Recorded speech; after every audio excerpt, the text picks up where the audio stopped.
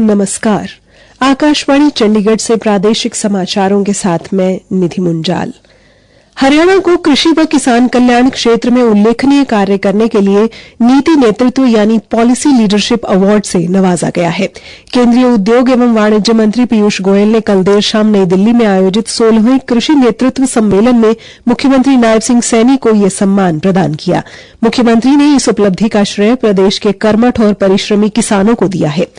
सम्मेलन को संबोधित करते हुए मुख्यमंत्री नायब सिंह सैनी ने कहा कि खेती केवल व्यवसाय नहीं है, ये हमारी संस्कृति, हमारी आत्मा है। उन्होंने कहा कि प्रधानमंत्री नरेंद्र मोदी ने 2047 में विकसित भारत का जो संकल्प लिया है, उसमें हरियाणा का अन्नदाता उसका एक प्रमुख स्तंभ है। एक विकसित, मजबूत और समृद्ध भारत तभी संभव होगा जब हमारा किसान खुशहाल और आत्मनिर्भर बनेगा। श्री नायब सिंह सैनी ने कृषि क्षेत्र में तकनीक के प्रयोग को बढ़ावा देने के विषय पर बोलते हुए कहा कि आज डिजिटल तकनीक ने खेती को बदल दिया है। आज किसान स्मार्ट खेती की ओर बढ़ रहे हैं। हरियाणा के प्रगतिशील किसान आज खेती में ड्रोन, रिमोट सेंसिंग, एआई और डिजिटल खेती जैसे नवाचारों को अपना रहे हैं। उन्होंने बताया कि ड्रोन तकनीक से अब खेतों में कीटनाशक एवं खादों का छिड़काव हो रहा है। फसल बीमा योजना की ऑनलाइन निगरानी हो रही है। ई-नेम जैसे पोर्टल से किसानों को देशभर की मंडियों तक सीधी पहुंच मिल रही है। उन्होंने कहा कि सरकार का विजन आधुनिक तकनीक के माध्यम से हरियाणा की कृषि को आधुनिक, कुशल और भविष्य के लिए तैयार करना है। मुख्यमंत्री ने कहा कि हरियाणा में स्टार्टअप्स और कृषि उद्यमिता को लेकर सार्थक पहल की है। मुख्यमंत्री ने बताया कि आज प्रदेश में भूमि रिकॉर्ड और फसल मूल्यांकन में भी ड्रोन का प्रभावी उपयोग किया जा रहा है। इतना ही नहीं, ड्रोन दीदी योजना के तहत 5000 महिलाओं को ड्रोन प्रशिक्षण देने का लक्ष्य रखा है।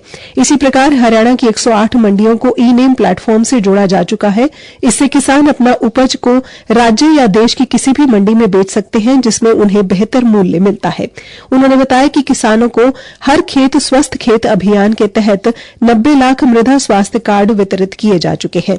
वहीं किसानों को सूक्ष्म सिंचाई तकनीकों पर 85% तक सब्सिडी दी जा रही है। उन्होंने कहा कि किसान से पराली न जलाने का सरकार ने आग्रह किया है। जो किसान पराली नहीं जला रहे, उन किसानों को प्रति एकड़ 1500 रुपए देने का काम सरकार ने किया है। सम्मेलन में मुख्यमंत्री ने बताया कि आज हरियाणा एकमात्र राज्य है जहां किसानों की सभी 24 फसलों की खरीद न्यूनतम समर्थन मूल्य पर की जाती है। उन्होंने कहा कि मेरी फसल मेरा ब्यौरा पोर्टल पर प्रदेश का हर किसान घर बैठे ऑनलाइन अपनी बोई गई फसल व खाली छोड़ी गई जमीन का विवरण डाल रहा है, जिससे फसल बिकने में 48 घंटे के भीतर किसान को उसकी फसल का सारा पैसा उसके बैंक खाते में मिल जाता है। आषाढ़ मास की पूर्णिमा को मनाया जाने वाला पर्व गुरु पूर्णिमा हरियाणा भर में पूरी श्रद्धा से मनाया जा रहा है। पानीपत से हमारे संवाददाता ने बताया है कि जिले के विभिन्न विद्यालयों में हवन यज्ञ किए गए। विद्यार्थियों ने गुरुजनों का आशीर्वाद लिया और उपहार दिए। शहर के आर्य स्कूल में पौधारोपण कार्यक्रम पर विद्यार्थियों ने शिक्षकों के साथ पौधे लगाकर पर्यावरण का संदेश दिया। पानीपत में देवी मंदिर सुबह हवन कर और कीर्तन से लोगों के बेहतर जीवन की कामना की गई। शहर में दुकानदारों व धार्मिक संस्थाओं ने हवन यज्ञ कर भंडारे लगाए और मीठे पानी की छबीलें लगाई। अमरनाथ यात्रा कड़ी सुरक्षा और सभी प्रबंधों के बीच सुचारू ढंग से जारी है। यात्रा के लिए 7307 तीर्थयात्रियों का एक और जत्था आज जम्मू स्थित भगवती नगर यात्री निवास आधार शिविर से कश्मीर घाटी के लिए रवाना हुआ। इस जत्थे में 5534 पुरुष, 1586 महिलाएं, 25 बच्चे, 138 साधु और 24 साध्वियां शामिल हैं। इनमें से 3081 तीर्थयात्री सुबह 3:15 बजे बालटाल आधार शिविर और 4226 तीर्थयात्री सुबह 3:58 पर पहलगाम आधार शिविर के लिए रवाना हुए, जहां से वे पवित्र अमरनाथ गुफा की आगे की यात्रा के लिए रवाना होंगे। श्रावण मास में कल से शुरू होने जा रही कावड़ यात्रा को लेकर हरियाणा में पर्याप्त प्रबंध किए गए हैं। कावड़ यात्रा कल से 23 जुलाई यानी महाशिवरात्रि तक चलेगी।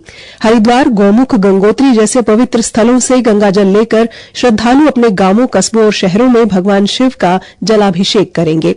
कावड़ियों की सुरक्षा को ध्यान में रखते हुए फरीदाबाद पुलिस ने एडवाइजरी जारी की है, जिसमें पुलिस उपायुक्त जयवीर सिंह राठी ने सभी श्रद्धालुओं से सहयोग की अपील की है ताकि यात्रा शांतिपूर्ण, सुरक्षित और व्यवस्थित तरीके से संपन्न हो सके। एडवाइजरी में फरीदाबाद बाद से यात्रा पर जाने वाले सभी श्रद्धालुओं को सलाह दी गई है कि वे अपने व साथ जाने वाले साथियों और वाहनों की जानकारी मोबाइल नंबर सहित नजदीकी थाना व चौकी में पहले से लिखित रूप में दें, जिससे सुरक्षा व्यवस्था सुचारू रहे। इसी के साथ ये समाचार बुलेटिन समाप्त हुआ।